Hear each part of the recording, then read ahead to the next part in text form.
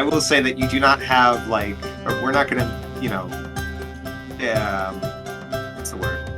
It's not gonna be like an hour-long scene. So I'll just say that much. So we're gonna. Yeah, I wouldn't expect that.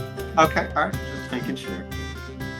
I know that your yaoi thirst has no end, though. I was searching for the right Every moment, Cyril's hands grow larger. What? I'm glad that Max gets a lot of the obscure jokes we do. There's, well, sorry, in apparently in like Japanese media, when there's like gay characters and for certain genres, they'll make their hands huge whenever they're gay. Oh, yeah. So every second the date is delayed. About that? What? Oh my god.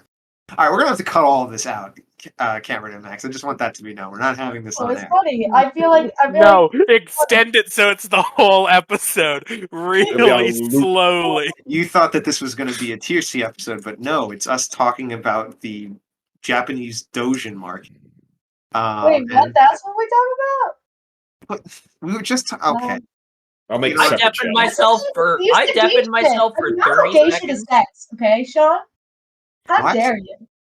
I deafened myself for 30 seconds to tell someone they had the wrong number, and I am completely lost. What is this about Japanese doges? And anyone who denies knowledge of yaoi hands is lying to themselves. Live with it and accept it. Out of 99 people, or out of 100 people, 99 know yaoi hands, and the other one is a liar. To all the people listening, aka the one person that isn't us, we know what you are. As well as us. We know what you are. We know you know. And if you didn't, you know now. Oh my god. I don't know what you are. Aren't you calling out your friend right now because you actually know her? So are you actually saying to the world that your friend likes yaoi? No, I was just saying all of you. I don't know. Well, that's not what I'm going to believe. Whenever we visit Colgate, we'll bring that up with your friend. So we'll go back to what we were talking about earlier. By the time I'm done my recap, hopefully Reese will be here. We're gonna fly back under the clouds. We're in New Xanter. It's a bustling night.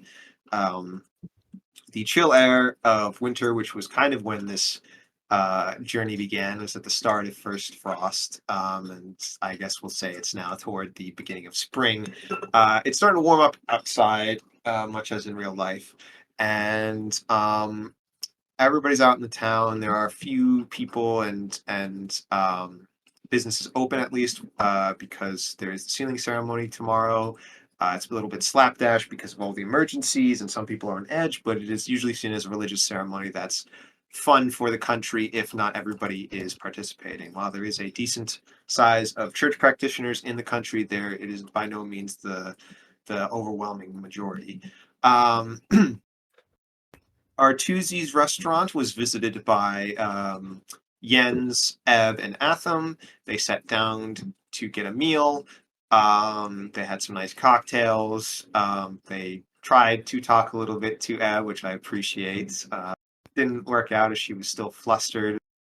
We'll say that Atham is planning on going in to talk to Artuzi soon, with us having embarrassed Cyril and Zin at their date before at the practicing yard behind the cathedral where we left them. They started having a few matches. It went well. Zin was relaxed. He got wound up again because of Eb, and now we go back to them practicing. What do you think practicing looks like between them, Zin? So what I'm imagining is, Zin gets very he gets into it. He likes the practicing, the sparring, it's fun. So he's just they're sparring, they're flashing swords or blades or whatever, and they've been doing it for I think a little bit now, so they're getting a little I don't know, tired-ish, but I mean, at least I feel like Cyril is probably more tired than Zin is. But Zin's it's kind of they they talk a little bit. They like a little bit of some like jest and like playful like jokes here and there, but it's more just like, you know, ting ting ting. What weapon do you think Zin is practicing with right now? Honestly, probably the glaive. He really likes the pole arms, and I personally am a big pole arm fan.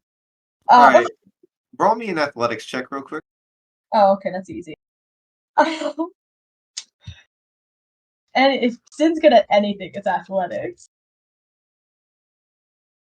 Himbo hour, as the kids say. Watch me like roll horribly. Oh my god, I rolled horribly.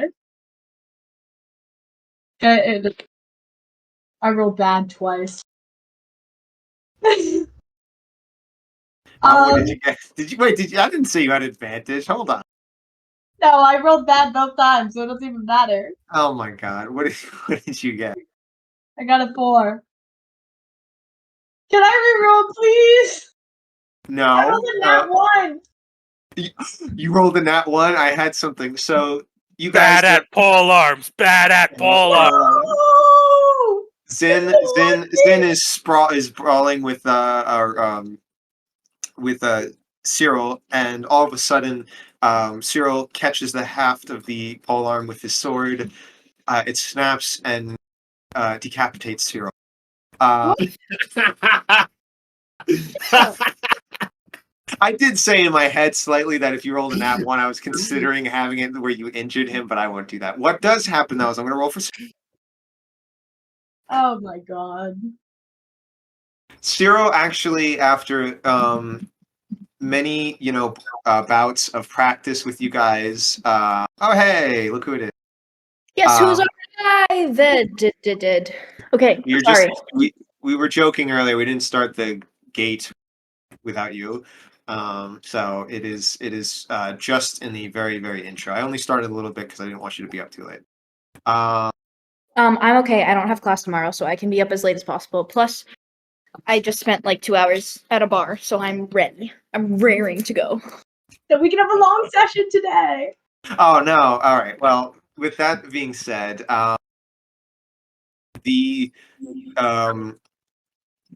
Zin and Cyril are practicing. Zin and Cyril are both kind of sweating with the exertion from multiple bouts. They've actually been getting into it. Don't say anything, any of you. Not you. Okay, I'll explain. Sorry, Cyril is getting more and more into form as he's been out of practice, but he has a decent backbone of training from the what would we call it? The clerical order and the generalized church training before that. He starts to actually hold his own a bit, and the polearm slips a little bit out of Cyril or Zin's hand, and Cyril is actually able to get around, riposte, and what's the help me out real quick, Cameron? What is the term for when you completely dodge out of your opponent's blade? Is it oh, I guess you don't know that. That's more it's where you I'm a saberist, I don't dodge. That's right, Parry? yeah. Like when you knock their sword out of the way. There's no that's parrying. I'm trying to think of there's when you completely move your Post is when you hit like return when you hit attack back. after a Yeah, parry. no, but the one I was thinking of is where it's like you move your Are you sword completely talking out of the about way. the fencing term a displacement? Disengage. Because that sounds Disengage, crazy. yeah. Yeah, he disengages, is able to get around the polearm, and points at close to Zin's face, and he says, "Aha! I believe I've actually won a bout this time." Oh damn. Oh my god! What? Zin kind of looks. He's a little bit shocked, but he's like a little tired anyway. So he just kind of like, I don't know, maybe like lets out like a soft little chuckle, and he goes like, "Yeah, I guess you did. Look at you. Only took what, 20 rounds? They've been sparring for a long ass time." Well, it was 27, but who's keeping count? Sure. And he says that maybe the polearm didn't slip so innocently, and you can see that he moves his hand a little bit, and some of the water on your hand falls off. Oh my. Zin kind of just like, I don't know. He's in a good mood. So he just kind of like shakes his head. He's like, Well, Cyril kind of looks over at the torches that have kind of burned down to their stumps, and he takes deep breaths. I think we've lost track of time. We should probably get to bed soonish, at least. But here, he gestures to the bench and he goes to sit down there as well. I guess we haven't really talked since the Underdark, since town, really. ooh, okay. Obviously, I think like Zin nods and like, yeah, you're right. And then he like, he wipes his brow, whatever. He's gross and sweaty, and he just plops down next to him on the bench. Come on, Cyril, you're gonna speak English. Is this the first time you've seen Lear since our studies?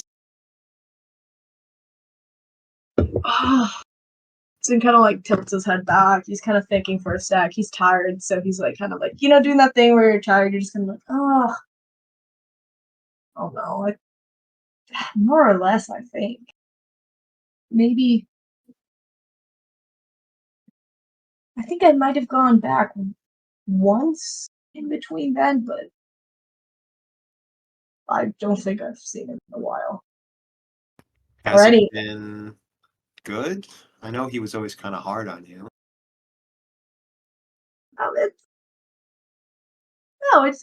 It's good.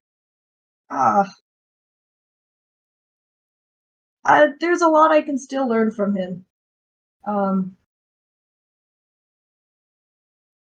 He's always just been telling me how to do my role, and I just have to get better. I can understand that. I've always tried to do my best as well, and I think you do the best you can whenever you're given the opportunity. Hmm. You see, he kind of like takes a deep breath, sighs out. It's like, I don't know how it got like this, though. I mean, these cults, demons. I know it comes with the territory, but now assassination plots, the sealing ceremonies. I usually don't have trouble making sense of a lot of these things, the world, but lately it seems to be going mad. Has it? I mean, I feel like it. Maybe you're used to it, Mr. Paladin. He kind of like nudges you jokingly. So it kind of like does like a little smile, a little teensy smile at that, and he was like, oh. I don't know. It's all I've ever sort of known. Guess it's what I've always expected would happen. All the demons and problems and bad people. Yeah. No, there's always going to be bad people. And that much I always know. But, I mean, people tried to kill Lick. Lear and they tried to kill you and the mushroom people and that person who looked like Atham and meeting Ebb and everything else. Like, I know there's more going on with everybody, and it's hard to take in sometimes. I mean, do you ever worry about the future? Zin kind of like sits for a second. He actually really isn't someone to have ever considered the future. He's someone who very much kind of takes it in a way day by day, or more just like he's not looking at some bigger scheme like picture here. He's looking at like doing the duty now, going forward. So he kind of takes a second at that, and he just kind of realizes that, like, I guess it's not really. I've just been so focused on, like my duty to everything. Just never occurred to me. Do you? I do all the time, honestly. If I can be honest. I know it's not very cool, but it gets to me sometimes. And I don't know, if I can be honest, there's been something that's been bothering me even more from when we had the situation in the village, from when that mushroom person was talking to us and whatnot. Jim like tilts his head and he's like, huh? Well, what is it? Like, you all right? You see that Cyril looks a little nervous and was hoping that, well, I'll say this for the audience. Cyril looks a little nervous, which Zin can see, but also maybe if you could see past that, he was hoping, yes, but he also terrifies, and Morchella terrifies Cyril, so he doesn't like to invoke the name. Names and spirituality are very big in Tiercy, so if you say someone's name, it's kind of seen as like a bad omen, especially for something like a demon. So the so Cyril looks like he would hope that he could get a little bit subtlety across to Zin, but he just sighs and kind of readies himself. He says, I'm worried about you, not just as you, Zin, but as an Azamar. Ooh. Um, I guess Zin, yeah, he kind of just goes, oh, he doesn't really know what that means. I guess it just because he's like, I guess he'll just say that. He's like, I don't really know what you mean by that. Well, there was all this talk about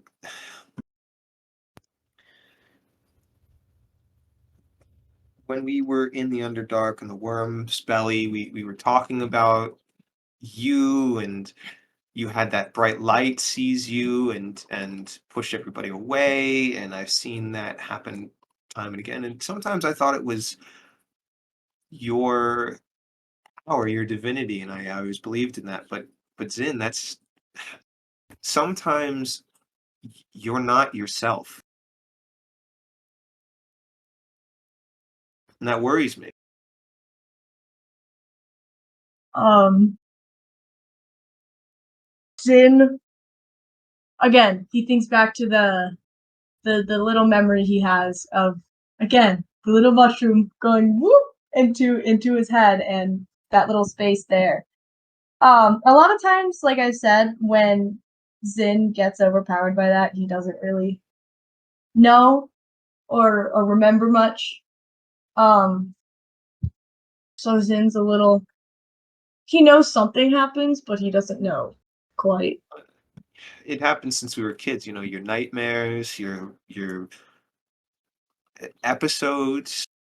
And I admit, when we had our fight, it, even though I was mad at you, the first one, I was worried what would happen to you, because I didn't feel like I didn't think that I didn't think that Torin and Orlin were really taking care of it. Mm. They weren't paying attention to it. In shit. Okay. He kind of just, he sits there. He's thinking about it. He's like, well, I I don't know. I just, I never knew it was something to be worried or concerned about, but to be honest, I just don't remember much. When I don't know. I don't remember much of what happened in that worm thing. Just You never seem. Do you remember what happened the first time we had a fight? oh. Oh. If you're wondering if you forgot something, you didn't, but Zin seems to have. Yeah. Zin's like brow furrows and he's like, I just remember you being mad at me, and that's about it. Cyril chuckles a little bit and he says, "Well, you probably don't need to add in the worm room. You could have just said, I don't remember much in general. You never did have a mind for details. No offense." Sid makes like one of those joking faces, like like not a mind for details. Like He slowly grabs Zin's hand and he says, "Listen, I need you to promise me something, okay?" Sin nods. For all your anger and for all the talk of, quite frankly, just upfront desire for massacres that you had when we were younger and whatnot, violence. Underneath it all, I know that you want to do the right thing by the church, and you never really stop and think about yourself. So I want you to promise me that even if I'm not around, you'll take care of yourself. Promise me.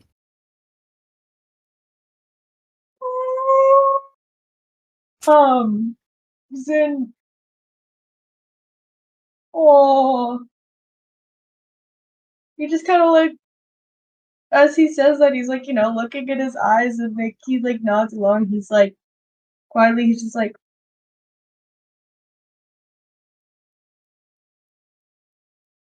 I promise. Don't worry. And he like squeezes his hand a bit, like lightly, Let's go. That's what I've been waiting for. Cyril smiles and squeezes back and says, "Thank you. That's all I ask." And you guys just sit like that for a while with the torches crackling in the back as they get dimmer and dimmer, sitting there for a while, just sitting in silence with each other, comfortable. I think at one point, Zin, in his tired state, I feel like I can see him like leaning his head on Cyril's shoulder a little bit, just because he's tired. Just cause. Just because that, yeah. And Cyril will let him. He'll let him finesse like that. And we're gonna zoom out slowly as the courtyard gets dimmer and dimmer as they just sit there on their little bench. And we're gonna go over to, from this gay romance, soon to be tragedy. What? No, stop that! Please don't ever say that, please. Yeah, that was a big death flag. Yeah, Yeah. it was the most made. I swear to fucking God. I swear to God. Bring down the picture again. I'm gonna cry. If Cyril Max, dies, post You the can't picture. do this to me. You've joked about it. You can't. Bring down the picture. Cyril Roll dies, up. Ed will resurrect his ghost. It's that simple, Sean. It will happen. I will go fucking crazy. Not just Zin. I will go crazy. God. That's all right. I'm safe. None of you will ever come to New Jersey. Nobody's brave enough for that. Grandma But lives it's there. half You safe. walked out. Hey, you Find leave my you. mother out of this. Is Tommy safe? Which Tommy are you referring to? My father or my brother? Junior, I wouldn't fight your father. He scares me. How does My father's the least threatening. Whatever. He rides a motorcycle. I've only spoken like 4 words to him in total in like the Dude, 6 No, you years. guys that's my have uncle. days. Uncle Steve is the one who rides the motorcycle. What do you think? Right. Steve is less scary because Steve always calls me honey. Yeah, Steve's an interesting character, but please don't threaten my family. let's get that out of the way. Then don't threaten Cyril. That's my family. Also, Just like don't you, threaten him. yeah, okay, all right, fine. And you wouldn't. I'll get this out of the way. Reese wouldn't do anything to Thomas. She's too scared of that. I That's would though. I love him too much to hurt him. Yeah, exactly. So we're gonna go over to Artusi's restaurant. So probably would try and harm my family. Jens, Ebb, and Atham are sitting at a table in the back, their special table at the end of the hall. Artusi's gonna poke his head out of the double doors leading into the kitchen, and he's just gonna say, "Hey, Atham, it's still gonna be it's still gonna be a few minutes for the entrees, but can I have a word with you in here real quick?" I'm going to stand up and walk on over.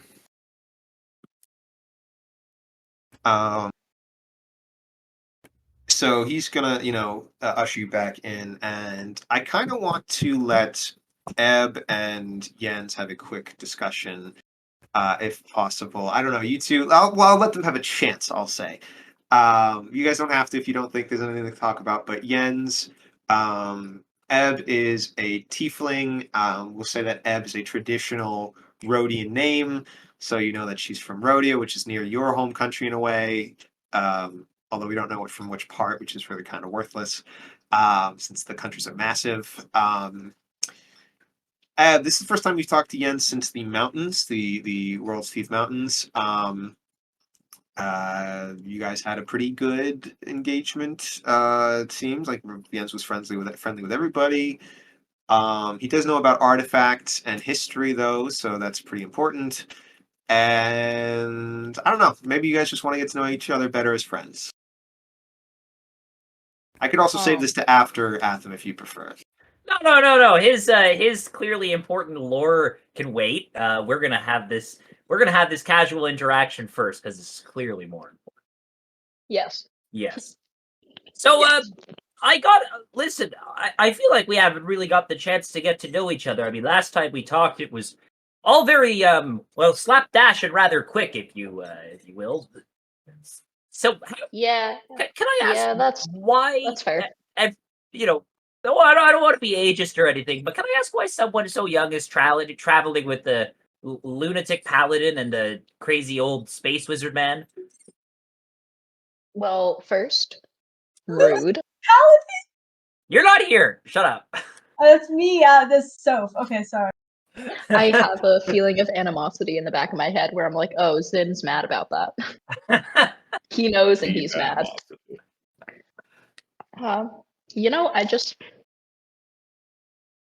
We were all in the right time, the right place, the right time, I guess. And yeah, okay. Maybe they're like a little bit older, but definitely not more mature than I am. And as Eb says this, she's like, I'm assuming there are breadsticks on the table. She's using them to build like Lincoln log cabins on the side while she's speaking to Jens. Yeah, Jens is actively making his own breadstick log cabin. It falls apart. It's not very good, but he's actively trying to keep up. Yeah, well, I can understand why you'd say that. Maturity very much doesn't, it's not an age thing. You know what I mean? Yeah, they're messy. Colorful characters, shall we say? Yeah, they're messy and they're loud, but yeah. Fortunately, I couldn't imagine not traveling with them. I can understand that. The messy and loud characters are usually the most interesting ones. At least that's what I find, being a historian and all. Well, unless you're living with them, contemporarily, in which case maybe less so. But it depends on the person. I forgot you were a historian. I thought you just like to travel around like and dig, pick up which cake. I understand because I also like do. digging holes. I do. That's actually how I got into this when I was younger. When I was young. I like digging holes, and I accidentally dug up my great grandfather's axe and his arm. It was chopped off in battle. Did you get to keep the axe? Yes, And the I did. I use it to this day. Jens takes out a very old and like slightly rusty looking axe, and he puts it on the table. Eb doesn't touch it, but she clearly looks at it with reverence. She's like, "Dang, cool." Yes, digging holes is a noble profession, and don't let anyone ever tell you otherwise. Oh no, I understand. There's a lot of cool stuff you can find when you start digging. Oh yes, very much. I found a whole secret undiscovered civilization. Have you ever found anything like this? And Eb pulls out the necklace, and basically it looks like a pitchfork with a line in it. There's a little symbol. So imagine a fork with a line in it. A fork with a line. Very interesting. I've seen much jewelry, but the symbol is most interesting. I can't say that I recognize anything specific, but maybe I'll do some research. We are in the city with a library in it, and I do like going to libraries. Eb remembers her living book, like Book of Monsters style, eats stuff, and she's like, I also like libraries. Jens takes out a notepad and flips through. It looks similar to some Rhodian death ritual runes that I've seen, but again, further reading required. Where did you get this? It is the one thing I have from my parents. Apparently, it's been in our family for a very long time, but no one seems to remember what the fork, as I call it, means. That's interesting. Now that I'm thinking about it, and he flips through his notebook a little more, I've seen this in some very old, creation myths. Very much, different story from every other person, but similar designs and well, all very old traditional stories. But interesting. This is a very valuable piece. You should keep it. Oh, I didn't plan on giving it up, and Eb puts it Oh, back yeah. on and tucks it under her shirt. No, yes. I'll do some reading into this. See if I can find anything. Eb kind of looks around like covertly and like leans in and lowers her voice. It seems to attract ghosts, I think. The spirits. Ghosts? It's happened a couple times where they touched the gem and I think they passed through to the other side, but I don't know if it's the material or the symbol or something else entirely, but it feels right when it happens. But she kind of trails off. Interesting. Sips beer. Fascinating.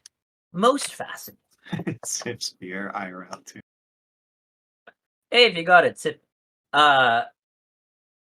This is often the artifacts that we find to be most old often are the most magical in their own ways as well. I suspect that this amulet of yours is something a little more special than just a regular amulet. But keep a close eye on it. Well, let's get more drinks, shall we? We shall. We shall, and we'll put it on Atham's tab. I think that put it on Atham's tab. I like how you think, Jens. What? I already put it all on the Atham's tab. Oh well, that's forward thinking of you. Let's have some more, and then we can let them have their sure to be interesting conversation.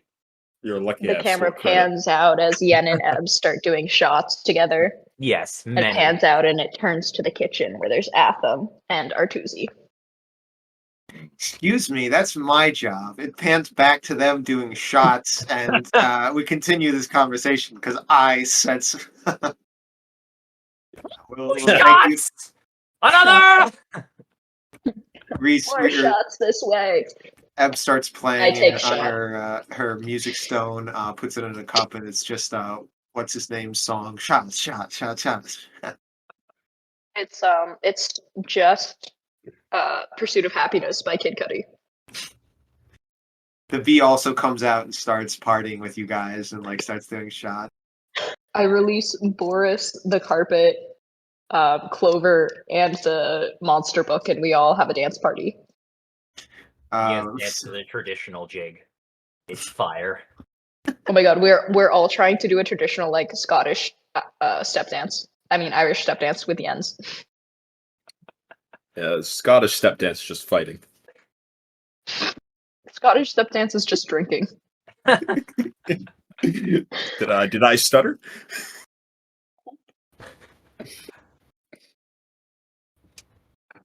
Sorry, hold on, I'm just quoting.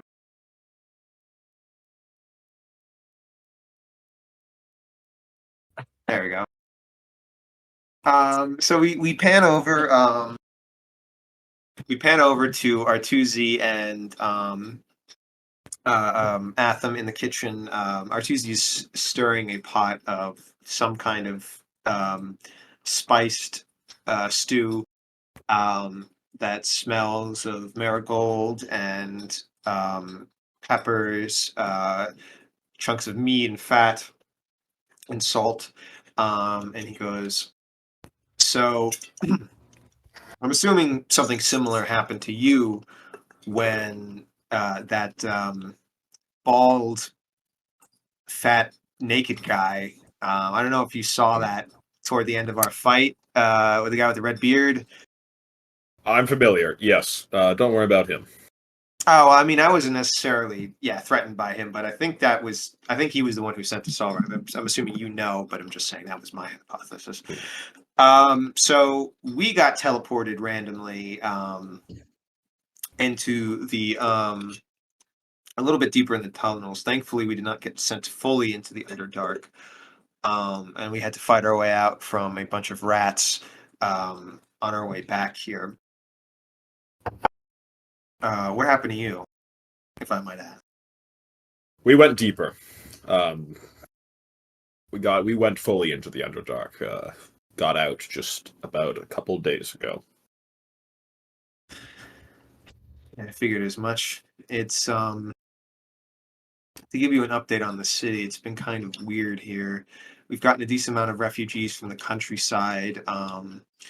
A lot of poisoning of wells, it seems, of some sort, more mutations, purges. The church has been on edge and has been quite quick and vicious, shall we say, in regards to putting down anything in terms of security measures. And the cities has been quite on edge. And in fact, I come to find out that the Grand Disciple, the Exemplar, which I'll tell you, Atham, I've changed the lore for the autocrat who's in charge of Templon to being the Exemplar rather than the Grand Disciple. So just as a side note, I've been updating the timeline a little bit with some different lore. The Exemplar is out on an expedition down somewhere in the sands, the Red Sands. And he's not going to be here for the ceremony as well, which is, they've basically given up all security detail to the church. I think he was expecting that since the ceremony was scheduled to be weeks from now, that he thought he was going to be back for, which is like normal. But he went early, and now that the church has decided to speed it up, it's just all gotten kind of fucked one way or the other. Right. Okay, well that is interesting. Any beyond the mutations, any other activity? Well, basically a lot of the nobility and higher ups from each nation, from what I've been able to tell in my contacts as well as yours, who've been looking for you, have basically been just reporting that everybody is going to the great conference in the Flower Isles, Yeah. which I'm going to be able to get a itinerary actually for you on what the docket is going to be, at least for the first week, by tomorrow morning, that I can hand to you. But I do know that there's a couple issues that I think are going to come up based on my research. Right. Spill. The Wandering Mountain is going to come back, which I have. This is one of the things I was writing yesterday. The Wandering Mountain is a leftover from the Underdark settlement era, where some people in Anatolia established a huge city-state under a single mountain that eventually warped out of reality, and warps back in between 60 and 100 years now and again. And after that, it kind of became like one of the wonders of the world, like a big traveling thing where people would go and spend time there when it warped there for however long it's going to stay, and then it would warp away. About 200 years ago, it came back and it was completely empty. It had signs of just a million different things, and it's kind of become this sort of taboo thing. But because it warps, it can destroy entire cities and countryside if you're not careful. So the countries generally tend to get together and let the Council of Sealing handle it so that they can anchor it somewhere. So that coming back now is a little bit of a how should we say, bad timing. Yeah. He keeps talking, but then all of a sudden, a couple of like tentacles burst out of his soup and like try and grab onto his arm. He's like, "Oh shit! Hold on, down, down."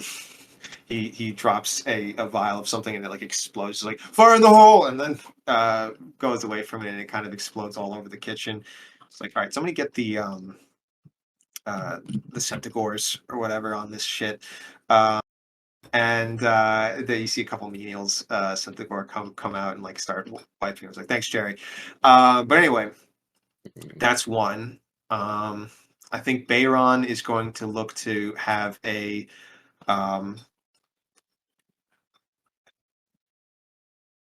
Bayron is going to maybe try and use this time to commission an Iron King class battleship, which is another thing I'll update you on later. But basically, giant ship there's been limits on that recently. Bayron, Yeah. known for sea power. Um, London and Naval Treaty. Got it. something like that, yes. A little bit, yeah, basically that. And beyond that, there have been a lot of ships going missing in the Great Basin Ocean, so that's also been of note. So those three I at least know are going to be on the docket. Okay. Well, that'll keep them occupied for a few weeks at least. Then. I know you've been talking to that famous archaeologist out there, Jens. Did he mention any names? I might have gone over somewhere he's seen, and I could talk to him as well if you want to bring him in here, or do you want to go out with him? Names? Like of where I know you've been. He'd come in and he'd been flashing the sun symbol a little too much. Honestly, he was a little arrogant with it. I'll be honest, but he said he was researching something for a friend, so we assumed that was you. Those who were in the know. Yeah, he's been looking into some empty era stuff for me. He mentioned not empty era, Abyss War stuff for me, yes, and empty era, I suppose. Pretty much, yeah. So he mentioned that there was old Agassiz, the fortress in the Torngat Mountains. Yes. If you mention that, you can mention that to Artusi if you would like as a name, or you can keep. Oh, I thought Artusi said that. Yeah, I mentioned that. Sure, go ahead. He mentions that might be something worth checking because some people that seems to be around the area where the Wandering Mountain will sometimes appear. So it could be some kind of branch or chamber that left over. I've been to that area before, and you can find special artifacts that have been left behind, but it's a dangerous place. Right. Okay. But Okay. I'll keep that in mind. That would be useful to find stuff there. question is, after seeing what's been going down, I've honestly been getting a little antsy with the domestic life, if I'll be honest. If you've got, a friend, or if you need a friend to help you out with something, and I've quite like to find my ingredients. Although, unfortunately, this corrupted shit I've tried does not work well in a stew. I'll tell you that much. You can kind of, if you flambe it a little bit, it kind of works like for certain types of animals. But anyway, that's beside the point. If you need me to go somewhere, I can. I can stay and help with the sealing ceremony, or I can try and catch the next boat out as soon as possible and head somewhere if you want me to investigate. Well, if you've been to the ruins before, I'm having Jens take up another lead. So if you can go and continue that would be most helpful. I could deal with the sealing ceremony. All right. I'll keep on that then, and as soon as I lock up here, I've got a good sous chef. He'll take care of everything for me here for the time being. Good, finally. I honestly thank you. I was getting a little, just that wandering spirit. I gotta find somewhere to head to next. Just get out of here. New Hampshire's getting a little cramped. If you ever have any more restaurant issues, reach out to the network. I'm sure we've got some people out there that can help out. I don't want to see another wall blown out by the mafia again. No, you know me, Atham. I don't like to bother friends. And at the end of the day, a little bit of wall mafia blowing up kind of spices up the day to day. Although New Xanthar, I will give it, is one of the more exciting cities I've lived in. I mean, all right. I know you're partial to the your peace judgment of on it. Thank you. And I know you're partial to the peace of Ravonia and the other Antonian lifestyle. You like to live it slow, but I'm a young, spry 90-year-old Atham. I'm not. I've got to go out and I've got to get the different recipes. You know what I mean? You've got to fill the pages of your cookbook, as we like to say in my tribe. All right. Well, try not to travel around there alone if you can. I'm sure we could get you a retinue with the Golden Order. I'll take you up on that. I'll make the preparations tonight, and I'll leave you the note and of who I found and the docket for tomorrow morning. Somebody will get it to you. Sounds good. He nods to you. And he's like, "All right, and let me get back to the stew before you guys starve." If you know what I'm saying. He pulls out a gun and starts shooting into it. He's like, "Down, you beast, down!" And you hear as the tentacles start to try and get back and splash around. I really hope those are steel bullets, not lead. Oh yeah, all food grade bullets. Oh, good. And you walk out of the thing as you hear, "Jerry, get the flamethrower!" No, not the napalm based one, the scroll based one. Okay, good. Yeah. As there's a huge fire behind you lighting up the kitchen, and you return to, I guess, see the entire retinue of Ebb and all of her beasties doing shots at the table with Jens. I don't know, Ebb and Jens, what does this look like exactly now? Jens has rapidly turned into a mess. He drinks a lot, but he's not very good at it. So he's being a sloppy drunk right now, kind of? Bit of a sloppy drunk, yeah. Isn't he 8 foot something? Yes. He drinks a lot. Ebb is also a full 4'0" and a child, so she's also a sloppy drunk already. She can handle enough of her alcohol because she chugs chain lightning like a fucking pro. She could go to the Olympics for chain lightning drinking. But yeah, she's messy. The Lincoln Log Fort of breadsticks, I think, I would like to say has evolved into like a full walled city. Impressive construction ability. Jens is a pile of crumbs. I really hope the drinking age in Templon is. Anyways, all right, I'm gonna go sit down and sort of like brush the strewn breadsticks away from my area of the table. Atham, you've destroyed my fortress. I based it on a very serious model as well. Oh, why would you do that to his breadstick fortress? You were gonna go to war with our breadstick armies. I destroyed the outer earthworks. That was the citadel. What have you, Atham? I thought you'd been to many fortresses before. I know my fortresses. Yeah, those were earthworks. How dare you? That I'll have you know was the finest Derby cathedral that has ever been built. I modeled it off of the great warrior Archbishop Xerxon II's fortress. This is. Listen, I see your problem now. Okay, you need to put those close to the center of the city over here. If they're on the edge, that's. I would like to say, while they're debating this and like struggling with their crumbs, Eb has made a Tower of Babel or the mausoleum, a scale model of the mausoleum of More like Tower of Severus. Babel, because that's all she does. Am I right, folks? Hey. Eb breaks the fourth wall and stabs the DM. We all stab. Yes. I think we all stab the DM. If he threatens something, I will cry if anything happens. I'll go to New Jersey. I'll do it. I don't I'm give a in shit. fucking New Jersey. I'll swim to fucking New Jersey. Please don't. John, one day you're gonna be home and you're gonna wake up and go downstairs and find me having breakfast in the kitchen with your family.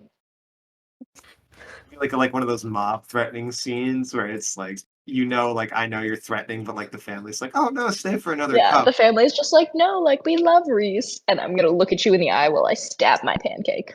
Yeah. You'll wake up in the morning with a decapitated DM book in your bed. DM book cut in half. I'll just have I'll have the a dice bag ripped open, strewn across the floor.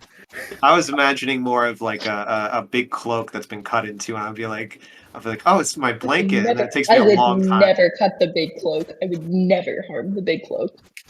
The small. You know nothing at all about me, Sean. All right, so you guys seem to be having a good time. Yes, we are having a good time. I think it's built a city. Yes, actually, you may want to consider a career in architecture in the future. You have a clear talent for it. The moment Jens says that, the entire city falls. Like as if on cue, the whole thing just crumbles, and Eb goes, "Oh, not again." Well, maybe some training is still required. But we are at a university town, so that's not a problem. It's like fantasy Legos. Every time I put them together, they break apart. Eb is drunk crying about her Lego career. My dad would never buy me Legos, but he wasn't really my dad, and it just... all I wanted to do was build with Legos, and I couldn't. He just wanted me to kill people. Oh, cry. All right, Atham's making a list. Next Festag presents. All right. Next Festag, Legos. Lego. Fantasy Legos. We don't want to get sued. Yeah, I'm sorry. Fantasy Legos. From Fantasy Costco. So what did your friend, the restaurant owner, want to talk about? He's actually those ruins you mentioned. He's going to go take a little tour of them. He was wondering about them. Wait, what? But no, they're undiscovered. I haven't written my paper about them yet. He's purely going on sightseeing. He is not a scientific interest. Oh, he's a cultural connoisseur. He's a chef. Oh, Oh, well, there was a kitchen there that I think I found an old cookbook, so he might actually benefit from the experience.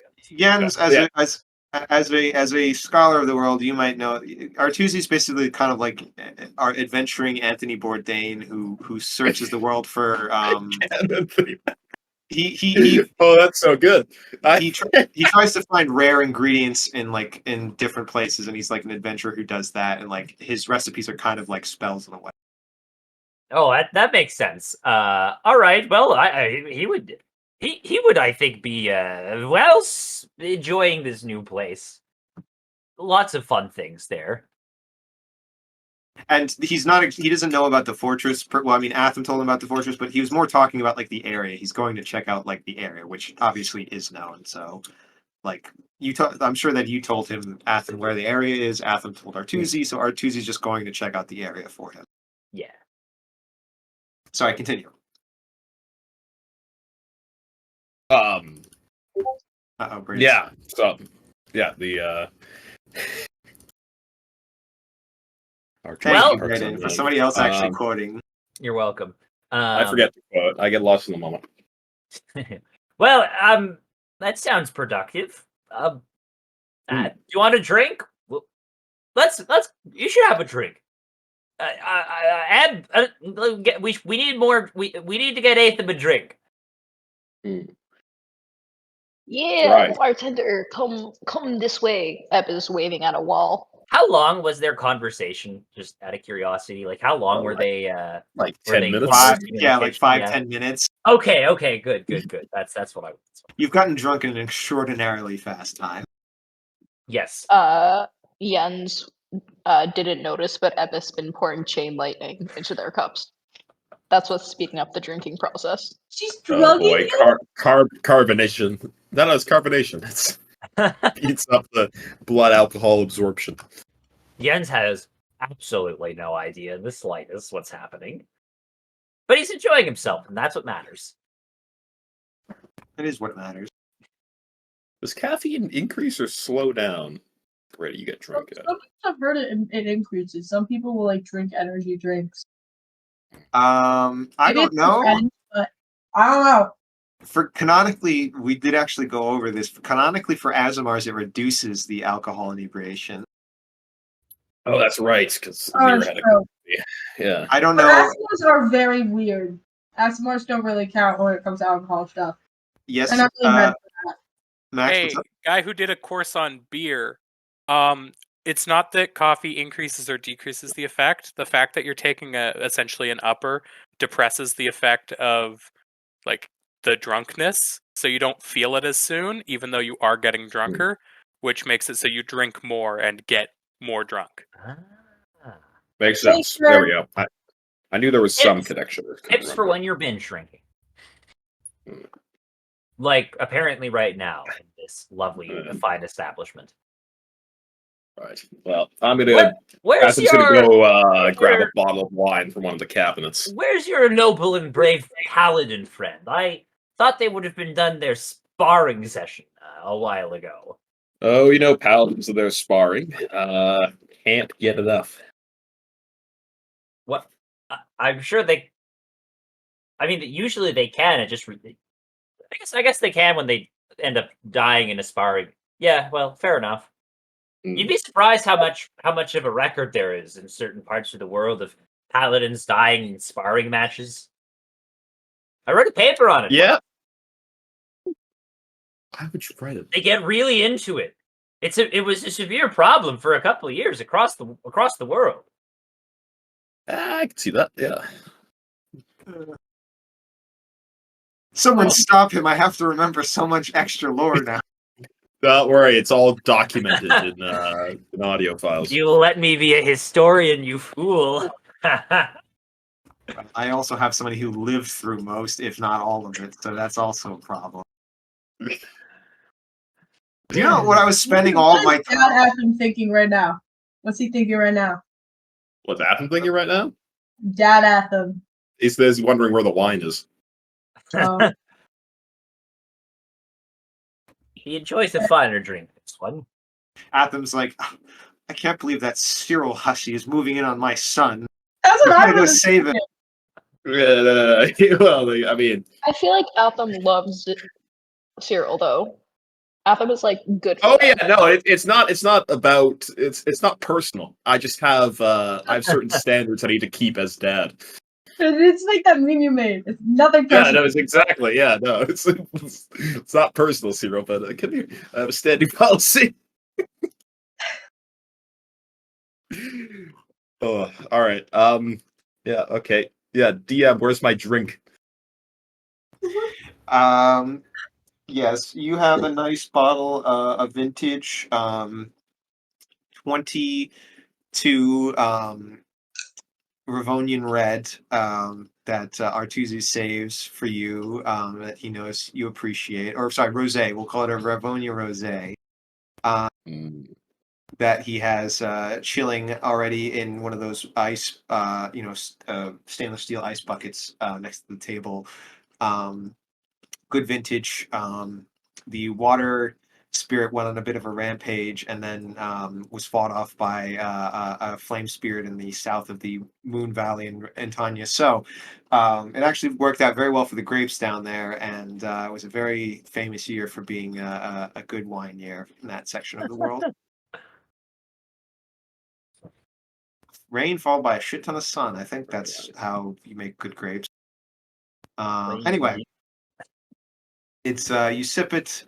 It is delicious. It brings back memories of um, early years when you and your people only knew how to throw a bunch of grapes into a ceramic vase and get wine out of it somehow. Very cool. I mean, yeah, that is true, Max. That is completely Yeah, true. Bad wine, bad year for vineyard workers. a Also, lot I have of to wine workers died, but if you survived, you made a lot of money. Yeah, yeah. There's less to go around, or there's less to be split up among. So it worked out well. Also, I have to say, Cameron, the fact that you got the kitchen gun thing, like the second I said that, was very surprising. You did that very quick. It, it's it's it's not Do a you hard thing not to have it search for. saved? It's not a hard thing. It's like a 2-word search. Kitchen gun. Still. Um.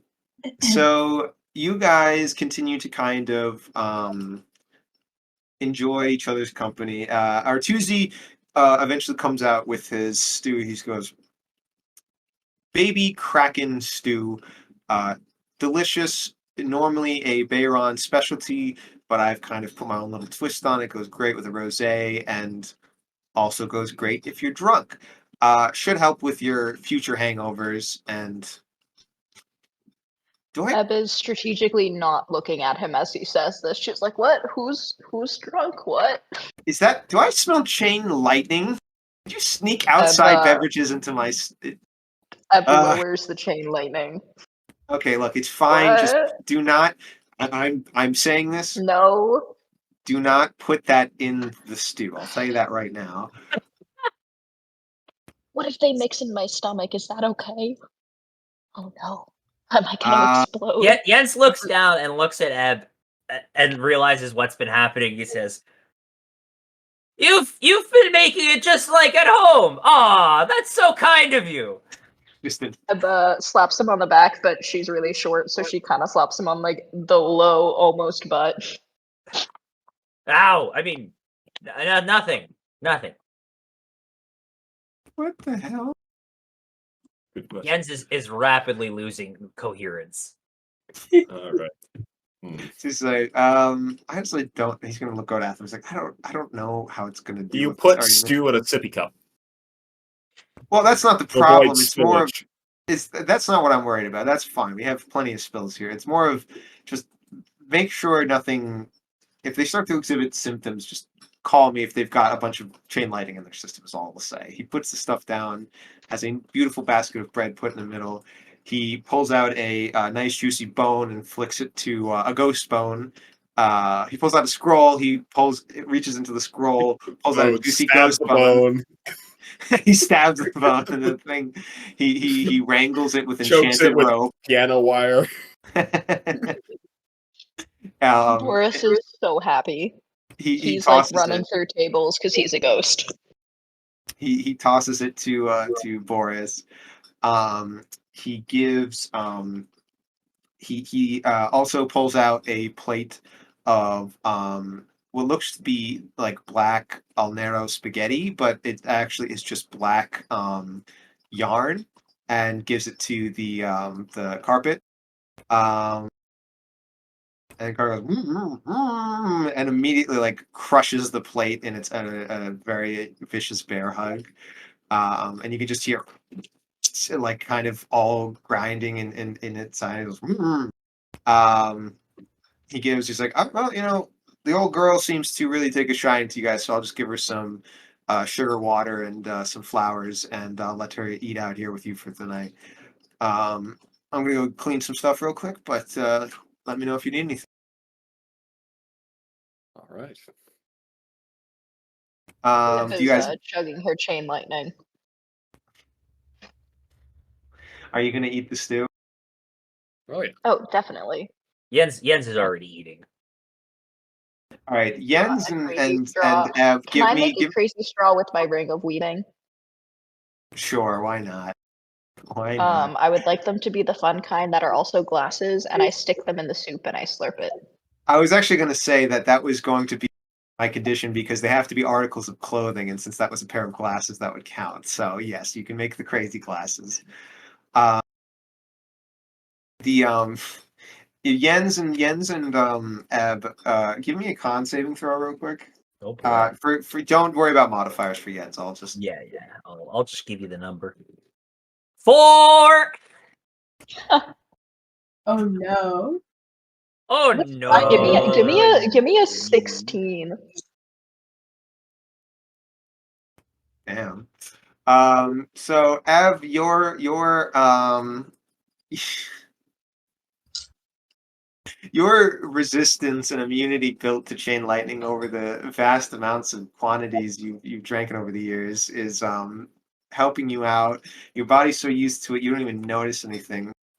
Atham, you look over at Jens, who is slurping down the delicious soup, and you can see that there is a large amount of static and like electricity that is running all over him.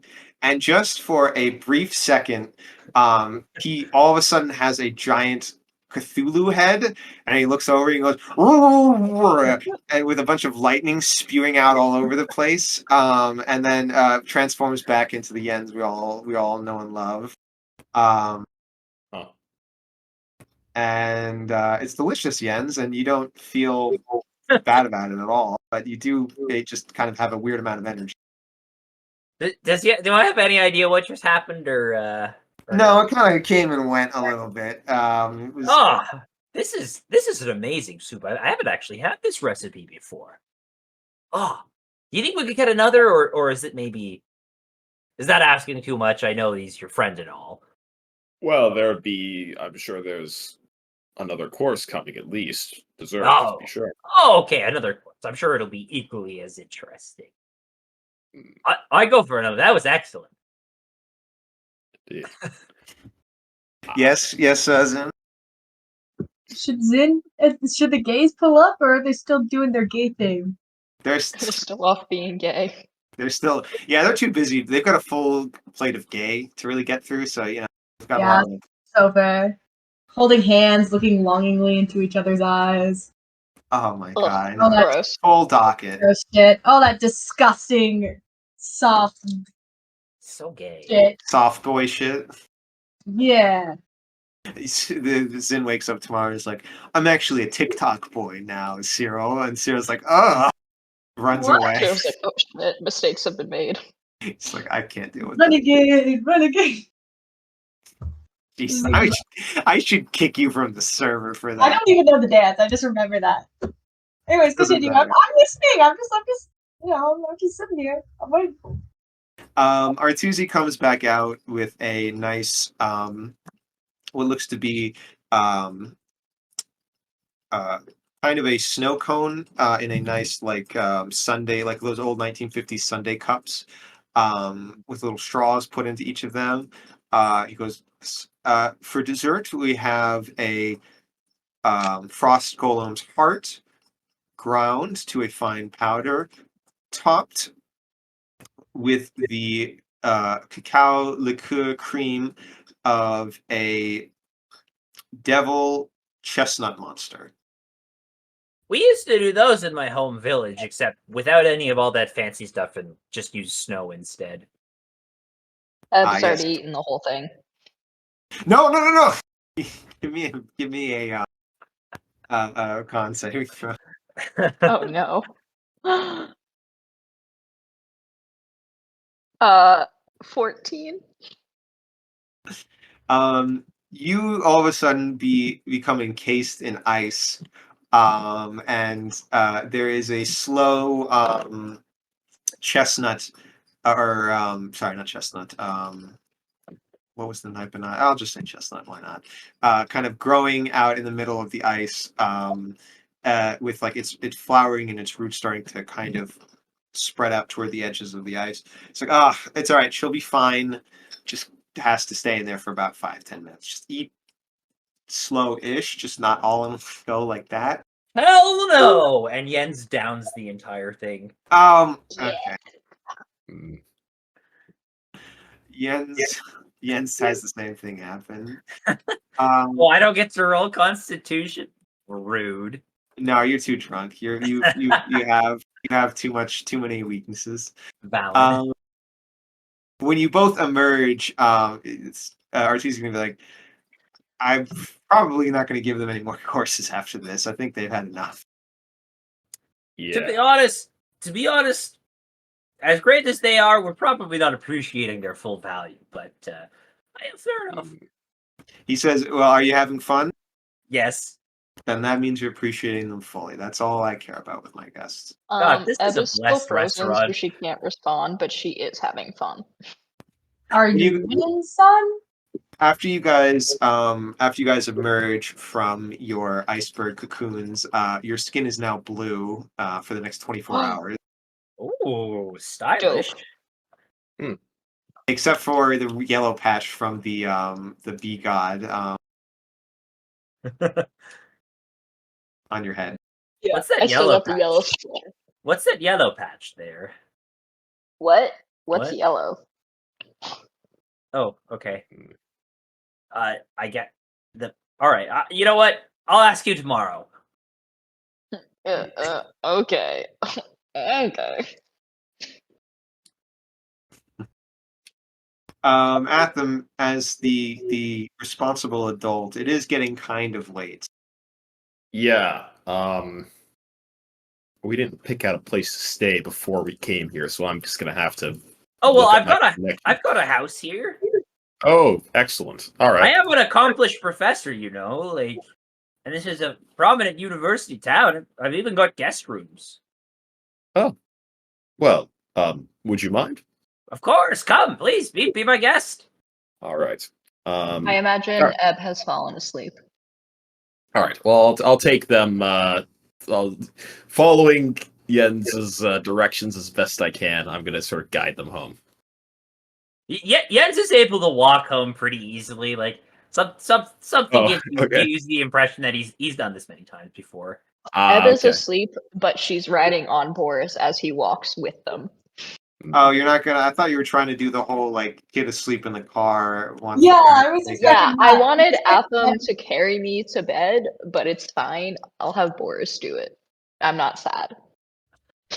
Atham, wait, Atham, is he carrying Eb? You didn't give me a chance. You didn't even give him a chance. I'm crying on the inside and the outside. No. Atham, do it. Don't let him cry. Yeah, Eb no, falls asleep I at the I table. assumed that's what I was going to be doing. Yeah, so when I said guiding them home, I meant sort of literally. I figured Jens, yeah, but if Jens is walking, then yeah, I'll carry him. Jens is walking very, very well. Like, honestly, it's a little concerning how well he's walking. Eb occasionally mumbles in her drunken sleep, and she's like, "No, you can't touch my chain lightning, Zin. No, my chain lightning."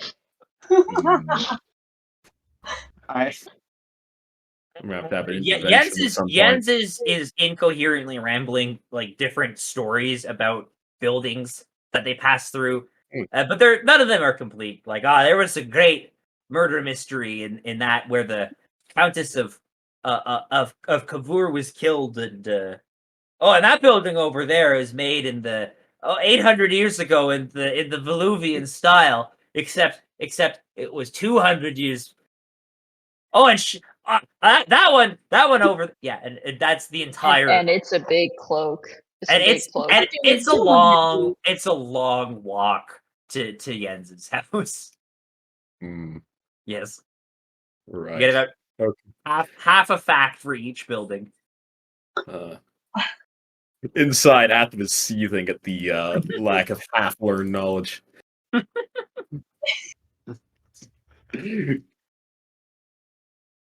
Well, you get there. What does your apartment look like? Yeah. It's quite a nice house. It's not too big, but it's pretty modest in size, but it's definitely nice. Inside it's like all the common rooms are clean, but every other room where there wouldn't normally be guests is just like kind of a mess. Like not a filthy mess, just like very poorly organized. There's like a kitchen living room on the ground floor, and then like a basement storage room. And then upstairs is two. There's a floor that's got like the guest rooms, and then on the very top is like an attic where Jens sleeps, and it's also his study. So there you go. That's the house. All right. I guess I'll be the one locking up as Jens stumbling upstairs. Yeah, Jens has already locked the door. Oh, okay. Yes. Everybody competing who can lock the door first challenge. Well, I was just assuming. You assume Boris goes to check assume- the door as well. He tries to close it with his ghost mouth, forgetting that he is a ghost and a dog. I was just imagining earlier too, when like I was riding Boris, that like Atham is like, wait, no, I can do that, and just like blasts Boris to hell, and it's like, that's my job. That's my child! That's How my dare you! job. Oh no. It's a vicious dog. Jens I has would never. ignored Boris. Even make pretend. Jens hasn't had Boris explain to him, and so he's kind of just. Everyone's been so natural about it that he's trying to fit in, but he has no idea what this dog is or why it's here. Right. All right. Well, I'll take Eb up to one of the guest rooms. Yeah. I would like to say Eb curls up like in a little ball, and she's sleeping with Boris and the carpet and Clover and the monster book. Like she's got a whole pile of all of her living creatures, I guess, that hang out with her. All right. All right. Yeah. And I'll close the door, and then I'm going to head back down to the ground level. Eb snores so loud that you can hear it on the first floor. Jens is It drinking shakes a the glass house. of water. That's very loud. It's kind of impressive, honestly. Mm. It's like, you gotta hydrate and make sure you're healthy in the morning. Exactly. Yes, very Keep important. hangover. Here, you guys can keep describing your sleep situation for the audience. I will, I've got to just switch inputs real quick. I'll be right back. Well, Did you find a I room of up to your liking? I did, but frankly, I've got some errands I need to run. Oh, So all right. sleeping isn't something I need to do that much. Really? That's kind of impressive. I mean, most people sleep. Yes. Yeah. That's so No, true. I'm aware I'm the exception. Okay, all right. So long as you're aware, I mean, it's the sort of thing you generally don't want to have to catch up on later, But yeah, so. All right. Well, I'm just Is gonna. there? I might be returning like late at night. Is there like a hollow rock or something I can use to get in? Or... Oh, here, have this guest key. Jens gives you a guest key. Perfect. All I- right. I'm well prepared. Just make sure you lock the door on your way out, and then when you come back in. Will and do. if- I'm not if- planning on drinking more. And if your paladin friend is also looking for a place to stay, just have them throw rocks at the top, the window at the very top. It'll come down. I will. I think they'll be probably getting set up with the church, though. But if they don't, All right. I'll let you know. Oh yes, churchgoer. That's well. Okay then. I'm going to go to bed, and Jens lies down on the ground. Do you want help up to your Nope. room? Or... Okay. All right. Well, sweet dreams, and I'm gonna go and walk outside. You're going outside for a bit? I want to find the Druid district. All right. We can do that. Druidic powers are not super present in New Xantor as much, but there is, of course, every flavor of magic you can imagine. So there is a small druid district a little bit on the south side of town. Right, you hop I'm gonna on walk one down of the... there. Okay. Do you want to walk, or do you want to use one of the If scroll trams? I'll use one of the trams. Yeah, why not? Okay. You hop on, and there seems to be some sort of levitating spell used between ceramic and metal on the bottom half of a tram as it gets levitated around the city. There seems to be some kind of like minotaur for this tram that is pushing it slightly to get on and to stop it. Seems to be some kind of inertia cancel or resistance, wind resistance and whatnot canceling spell, and just relying on inertia. You get on. It's pretty dead tonight, pretty late, pretty before a holiday, and you get down to the Druid district, and it's got a few places that are still open if you would like. Do you want to look around for a specific kind? Like what kind of place are you looking for specifically? I'm looking for, well, strictly speaking, I'm looking for a powerful druid. So I'm gonna look for the oldest and most well-established one if I can find one like that. If not, I'm just gonna start poking my head in and looking around. There's a decently, I'll say that there's two different respectable looking shop fronts there. There's one that is, how should I say? It kind of looks more like a hole in the wall, like an antique store, but it's old. You are aware that it's probably a place of well renowned or well respected in the community. But it looks kind of more like one of those antique shops that has everything you could ask for a specific thing. Compared to, there's another one that kind of looks more like a clinical arboretum or greenhouse kind of a situation that is much more controlled looking on the other side of the street. I'll go to the first one. Why not? We'll just try the first one then. If not, we'll go to the second one. All right. The first one's open. You open the door. It is dusty and kind of humid inside. It's doesn't look it from the outside, but as soon as you get in, you can definitely tell there's a bit of humidity. And beyond the little knickknacks that you see, there is, as you get deeper into the store, there's a bunch of what look like bonsai and kind of running water systems along on clever little pipeways, mixed with different pots and kind of pot holders. And toward the back, you see what looks to be an old Tortuga, or Torta, whatever they're called. I think it's Tortugas. Turtle. I think it's Tortle. I mean, they're called Tortugas in Tier C. Fuck that. I'm not doing turtles. That's so uninspired. Not that Tortuga's any better. Anyway, I mean, Tortuga's just, anyways. Yeah. Yeah, I know. Anyway, so you see one. It's got glasses. It's got some bushy eyebrows. It's very old, even for its species. And it is slowly trimming the bonsai that is in front of it with some clippers.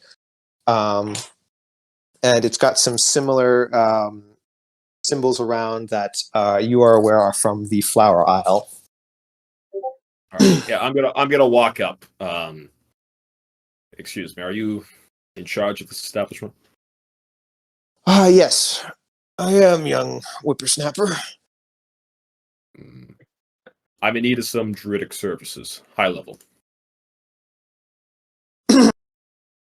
Well, I specialize in slow growth, enchantments, spells, and certain high level manipulations. But if you're in need of some kind of combat magic, that would be another place if that's what you're interested in. Specifically, transmutation. That I can do. All I right. have a knack for it. I pull out a vial of. Make sure I'm getting this right.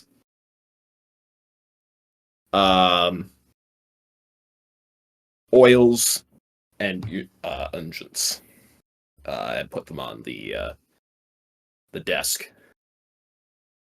I require a reincarnate spell. I pull out another Reincarnation. bag containing well, you can't see inside it, but inside is a bunch of ashes. He's going to adjust his glasses and lean in real quick. Well, what are the specifications for this in terms of what are you looking for? Because any sort of, you could go to some druidic mortuaries and they could reincarnate the person into, for example, one of these bonsais, and you could keep it over depending on your religious preference. But if you want something more advanced than that, I could certainly help you with it, but I will need to know what sort of specifications you had in mind. The species is important and is best kept random. I require just a standard reincarnation spell. These are the. I've gathered the necessary expendables in the spell, and I have gold on top of that for your troubles. Okay. I will say that so it's not super common for people to get reincarnated into a full species. We can go over the reincarnation limitations later, but for the most part, he'll say that, all right, if that's fine with you, then I am specialized in tree nymphs or tree sages, depending on how you want to classify them. I can start you off with a kind of brief and quick and easy reincarnation, but you'll have to tend to the seed for about a month before it can become its own functioning entity. All right, that's fine. Yeah. So generally, with reincarnation, the deal is that depending on the method you use, it's either highly illegal and dangerous, or druidic magic is usually seen as a bit more flexible, but that usually limits them to specific kinds of plant creatures that aren't always the same as when they were alive. So this works out fine as long as you're aware of that. Yeah, that's fine. So How much? Do you need a rush job, or is this something that has no time limit? Sooner the better, but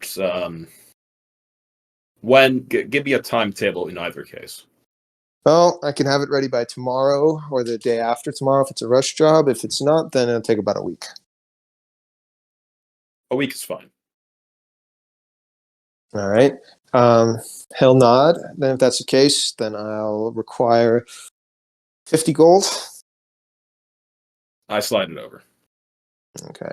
So, thank you very much. And he gestures around the shop. He says, please pick a vessel that you would consider worthy of the reincarnated. I take care of all of the bonsai and plants within this with special care and love to make sure that they are suitable for such assignments. I'm going to try and pick out the most nondescript one I can. All right, there's one that's kind of just a single stalk, very straight, not stalk, but kind of one very straight up trunk, small, kind of a little poofy at the top, not a lot of excess on it. That's pretty much it. All right, I grab that one. All right, bring it over to him, slide it over to him. Says, yes. Very good. He kind of gathers up all the material. He says, I shall set to work to this immediately. Thank you for your business, sir, and I promise to take good care of your materials. Thank you. All right, I'm gonna leave. Okay. You head back to the apartment. He goes back into the back room and starts work. And I guess, do you have anything else you'd like to do, or would you like to head to sleep? Oh, that was all. I'm gonna head home. I mean, I don't sleep, but I'll head back to Yen's house. Right. So maybe it's nostalgic for you. And so we're going to cut to the next morning. It is the start of the sealing ceremony. It's going to be happening around midday. Zin and Cyril, you guys are awoken quite early by the other paladins in separate rooms, of course. And they wake you up at about 6 a.m. It's kind of that feeling in the air of something important's happening, some big event. There's electricity and tension that's palpable. What do you think Zin is feeling? Well, I guess like the day is finally here. He's in a way rearing to go. He's only slightly nervous, mostly because he's just like there's going to be a lot of combat, and I mean obviously he's gonna win and everything's gonna be fine and Zin's fine. It better be fucking fine, Sean. Mm-hmm. But he's just like slightly nervous about like, okay, he knows there's probably going to be like something it might go wrong, most likely. And besides that, he's just kind of rearing to go. He's ready to kick some demon ass if there's any bad guys, and if not, things go smoothly and they're all chilling. All right. You guys are up and ready to go. Cyril similarly seems to be in a good mood. You guys are rested and ready. You guys didn't really discuss a plan for defense or attack. So for the non-pure gang, if you want to call them, the other three, what do you guys want to do? Do you want to try and join Zin immediately, or are you going to just kind of head to where the main sealing ceremony is going to be and just set up there a little bit apart from everyone? I'll follow Atham, or that's that, yeah. Don't make a plan to meet up the next day. Yeah, we probably would have. I think we'll meet up with Zin. Let's meet outside the church or by wherever the Yeah.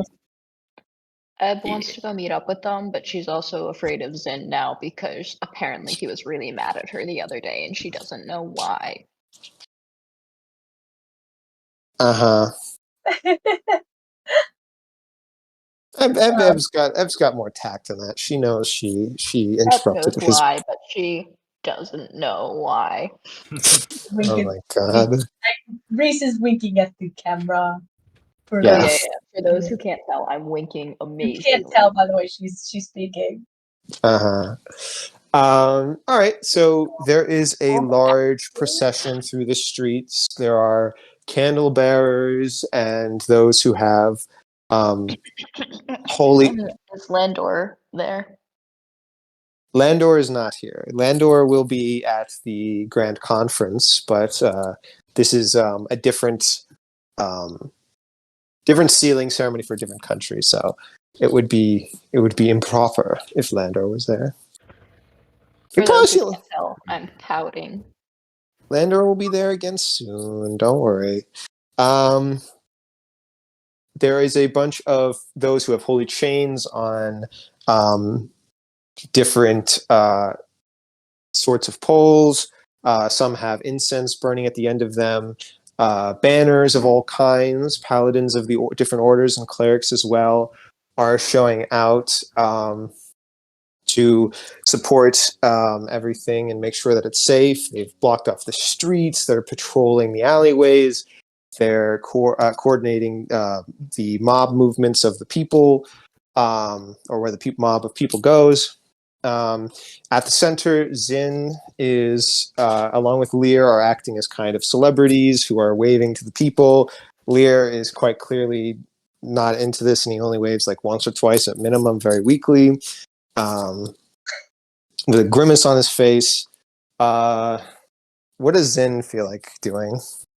Think Zin's into it, or is trying to act cool? I guess he's honestly a little of both. He's in a pretty good mood. But he's also, he's also not the best when it comes to people and reacting to this, all this stuff. He's still learning. He's still, he waits more than Lear, but he not too excited because Lear's there. He has to be cool. You feel? I feel yeah. So funny enough, they end on kind of down by the center square near the legendary lighthouse. They stop the procession, and the candle bearers, the chain bearers, the incense bearers, they all do a coordinated journey around the square and go to a kind of dugout area next to the church that has a gate around it and a large marble floor for what looks to be a similar kind of material and design as the seal you saw in Ravonia. Atham, you're kind of near, you're still in the square, which is somewhat near the shop that you actually went to last night, surprisingly. There's a lot of people there. What do you think Atham's doing during all this? Just sort of looking around, trying to. He's paranoid about another attack, right? So he's expecting that at any moment, just keeping an eye out for anything suspicious. Mm-hmm. Jens, what do you think you're doing? Jens is probably just looking around at this point in time, just keeping an eye on things, looking out for anything abnormal when he's read about in the past. And but Cyril kind of goes over to you while Zin and Lear are kind of stuck with the main duties closer by. He's kind of off to the side where you guys are. I mean, unless Lear should be able to, or Cyril should be able to find you, right? Yeah, I would imagine so. That was pretty noticeable. Mm-mm. So he goes over to you and he's like, a new skin, I like it. Colors. I'm gonna be honest, Cyril. You gotta take it down. You gotta stop yelling at me. You're being real loud right now. Excuse me, I will say my truth, and I will not be silenced, and that is how I believe I should be. And if you were really my sister, you would not try and silence me. Eb turns to Cyril with the biggest smile on her face and hugs him. He stops with the face and the tone, and he just smiles back at you and hugs you back. And he's during the hug, Eb goes, I'm sorry about yesterday. I didn't with you guys, It's okay. It's okay. It's okay. I'm sorry for hydroblasting you into the bushes again. It was kind of fun. It's okay. And wasn't it funny when Zin didn't even notice that I did that? Am I right? Yeah, he's kind of dumb sometimes, but hey, that's like part of the draw, right? Elbow, elbow, nudge, nudge. You're telling me elbow back. He goes down low and puts his hand out down low. I go for the down low. You hit his hand and he goes up high. Up high. You slap his hand, but he still keeps it up there. And all of a sudden, a huge blast of water like shoots into your face, and all of a sudden, your headache and your 20 feet. She goes. He's like, awesome. Sorry, I haven't adjusted the energy since last night. But thankfully, he's used a lesser restore on you, and your headache is completely gone. And your hangover is fine. Whoa! What were you doing last night, Cyril? I hydroblasted you into the bushes. Don't you remember? We just went over that. You told me talking about? It's cool. Yeah, I remember that. Cyril is thinking back to now. He's like realizing how old Ev is, and he's like, it's cute, but he's also wondering. He's like, I don't know if this girl got a proper education when it comes to that kind of thing. He's trying to think. He's like, what in the world? He's like, what in the world is she trying to imply would do with a hydroblast of water with Zin? I'm gonna be honest. Em doesn't know either. She wants. I think we could tell that. He's like, yeah, you know what I was doing, right? Okay, all right. Yeah, we finger guns. Finger guns. Pew pew Pew pew pew. Man, this is great. Everybody, give me a perception check. Oh god. Oh boy. Come on, Sid. Come on, Sid. I rolled a 13. Okay. Fucking hell, Sid! Yeah. Oh. Okay. Sid needs to Perception, you said? stop. Yes. 27. Okay. I'm rolling so badly today. Momento, por Nobody- favore. I got a 4. Perception. 22. 22. Nice. Did I had to roll, right? Did I have to roll? Yes, you did have to roll, but you're fine. I assume. Yeah, 4. Okay.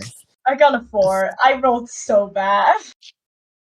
We're going to start with Eben, Atham. You both kind of see that there's some odd figures moving amongst the crowd. There's not too many. There's like 4 or 5, so it's no big deal as far as you can tell. And they're not wearing the purple cloaks that you saw back in Bassa.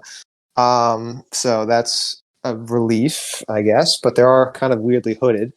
The Jens. You notice quite a large man, covered in furs, who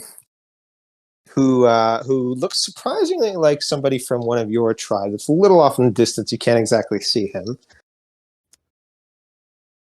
Okay. I'm going to start making my way over there. All right, are you walking fast? Yeah, fast, but in a subtle sort of like you're walking in a crowd without wanting to be noticed sort of way, Mm-hmm. Are you homebound, or are you going the other way? I'm going towards this guy. That's where I'm going. I want to say hello. Okay. You get up a little closer, and you see that the person turns around and kind of grins at you, and you recognize this person as Torgold Bowbreaker, who is one of the enemy tribes, is a champion of the enemy tribe that you fought long ago, back when you were more of a champion of your tribe rather than a scholar. And he's from one of the tribes that has a blood feud with you. With me or my tribe? Your tribe, but you kind of, Has he seen me? Yeah, he's seen you. It's like, well. If it isn't the cripple. The what? That's not a way to say hello to someone who has kicked your ass many times in the past. Yes, that is exactly how I would greet someone like that, and I just did. Someone who gave me this, and he points to his eye, and you can see that one of his eyes has been blinded from an axe wound. Eb fist bumps Jens on the down low. Oh, you went over with him? No, but Eb mentally fist bumps him. She knows what's going on, and she's like, Jens mentally fist bumps right back. Yeah. It's like, did you just mentally fist bump someone? I see it in your face. How would I do that? Explain to me how I would mentally fist bump someone. If you can, how dare you? If you can, no, man. If you're gonna make accusations, better back them up with some facts. Come on, man. Mentally fist bumping during a nemesis chat is one of the highest insults in our culture. How dare you? I don't know what Just you're not. talking about. He's also a little insane. You can see that he's starting to froth at the mouth a little bit. Oh. Right. So I was gonna come over to say hello because I assumed you were someone else, but now this really just feels kind of awkward if I'm being perfectly honest. I mean, it's supposed to be a pretty happy day, so seeing your ugly face is kind of ruining it.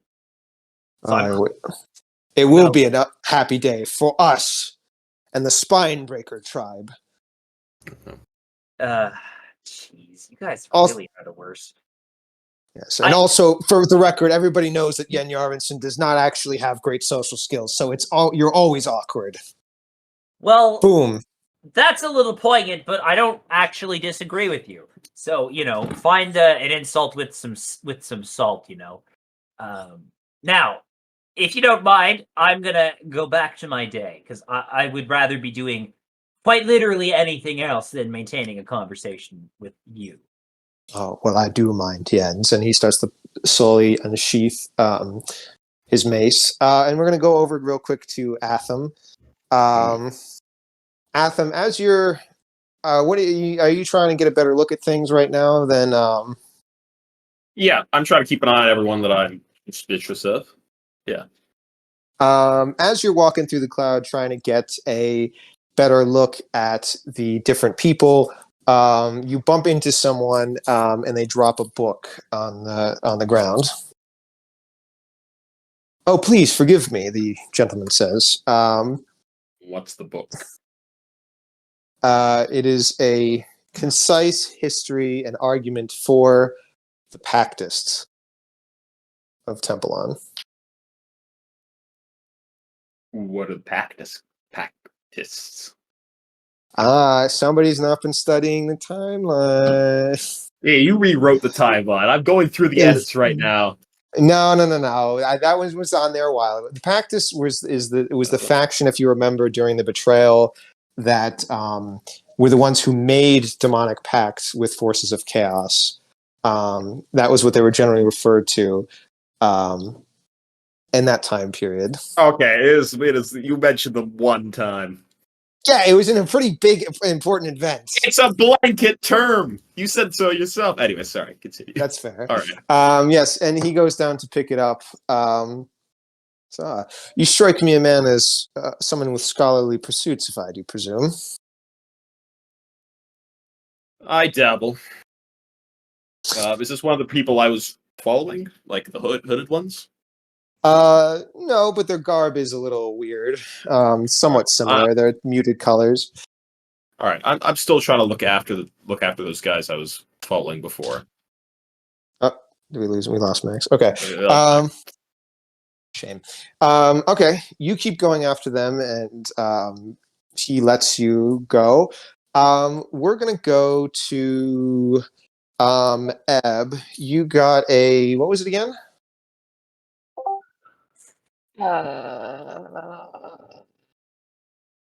On perception? Yes. 22. 22. Okay. You are able to see a bird up above as well that is kind of circling the main square of some type. It's quite a large bird with an owl. Maybe. Yes, it is. But it seems to be distressed for some reason. Zin, you hear somebody call out from the main square where normally it is kept off. Somebody starts to kind of burst through the barricade a little bit, or like jumps over the barricade, and calls out, "Azamars!"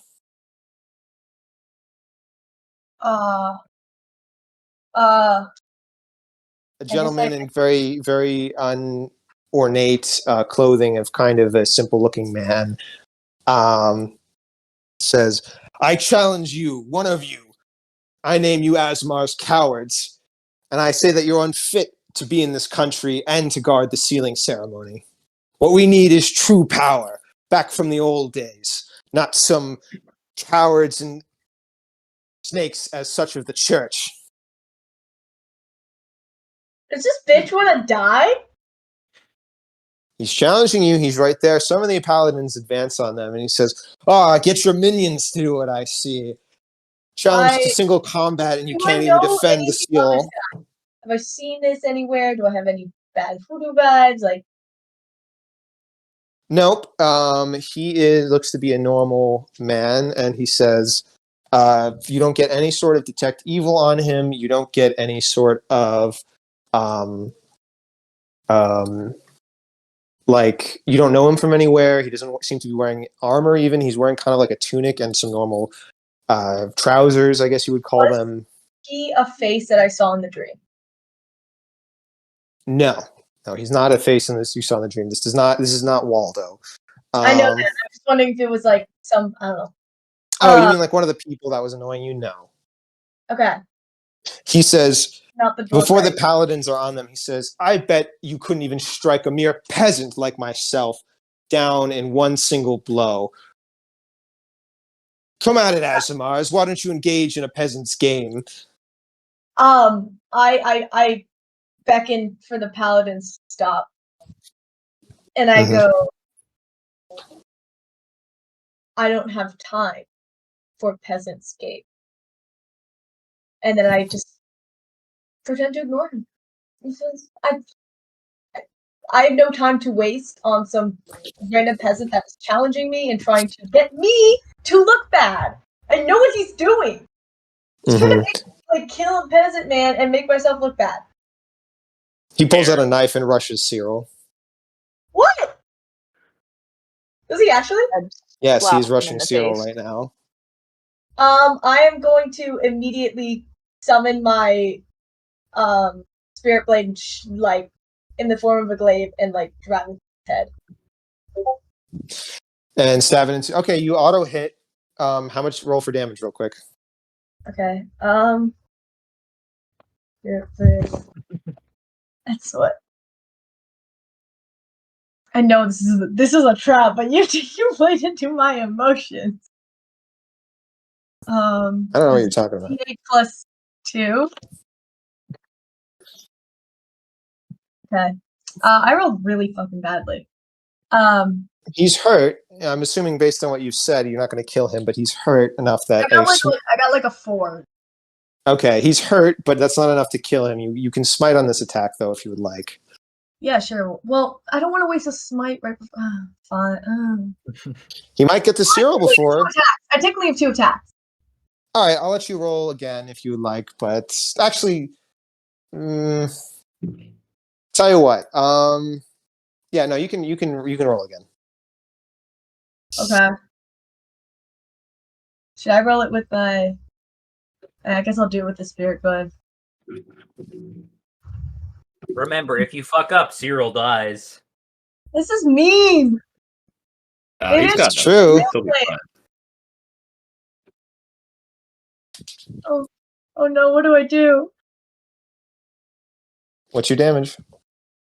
Well, I have to roll it. I'm deciding: do I do my glaive or do I do my spirit glaive? I need an answer. Roll that d8 and +2. Okay. You could also use your whip if you would like. I did good. Okay, 11. 11. What did you use for this attack? I used the spirit glaive again. He's a spirit glaive again. All right. He is at death's door. You're going to have to smite if you want him to die on this turn. Yeah, fine. Okay. So we'll say that he's auto dead anyway. So you actually, in a moment of maturity, decide to not engage to a boastful challenge, as in, you see his face contort in anger, rushing to try and get a reaction out of you that he wanted so badly. And he sees an innocent cleric standing by talking to a blue child, and immediately rushes for them. Instinctually, your protective nature kicks in. You slash once, twice. He's still stumbling. Knife in hand, maybe a potential to get a weak shot in. A bolt of holy light comes down and explodes on this, I guess you would call him assailant. And he stumbles, drops, and lets go of his knife. But you hear from him that he says,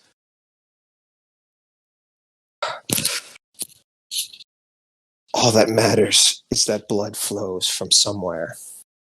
And you can feel that as soon as you use your paladin powers, there is a ping of the bolt on him, and then there's a ping in the circle of where the seal is, and a bright white light comes up, and the cleric shouted, "The ceremony has begun! Keep us safe!" But as you do, you feel that there is a kind of a resonance.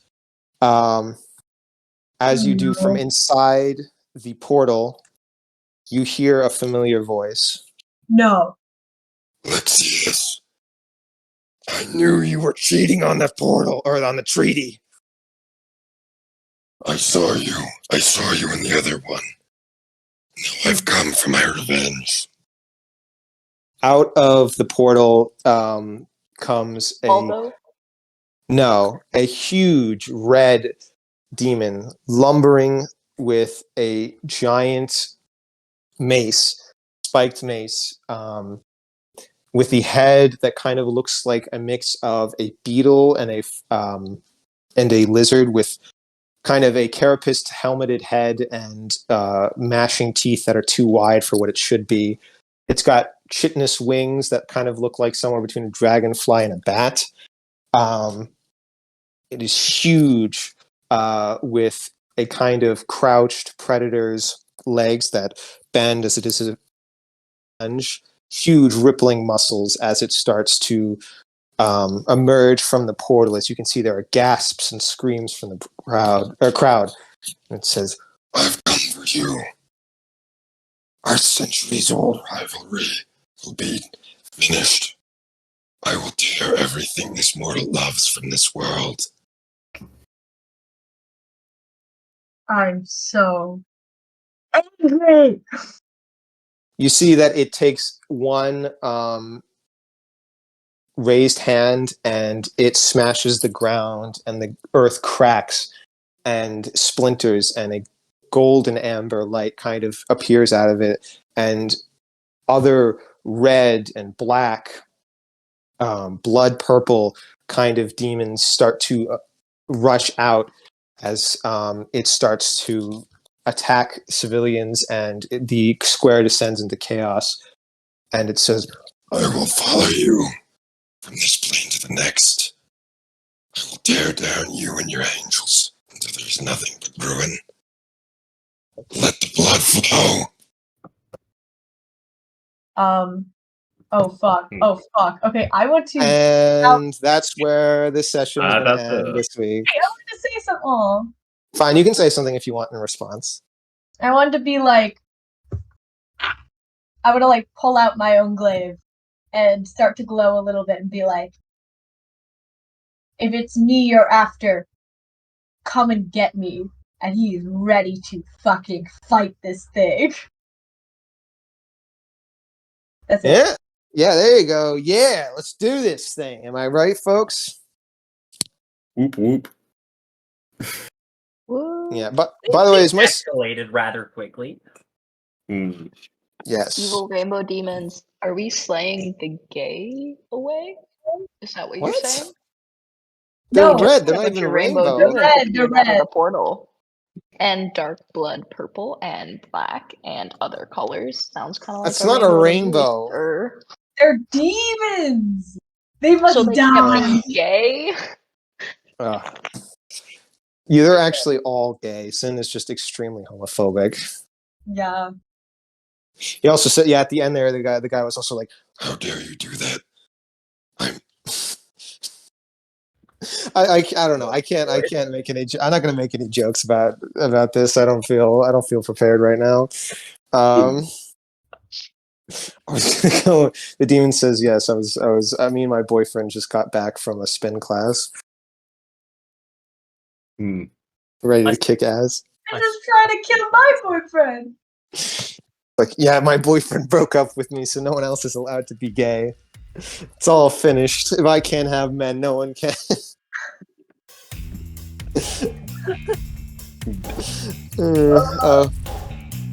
Oh, my throat hurts. Yeah, wow. Oh, Well, fuck. I can't wait to fuck.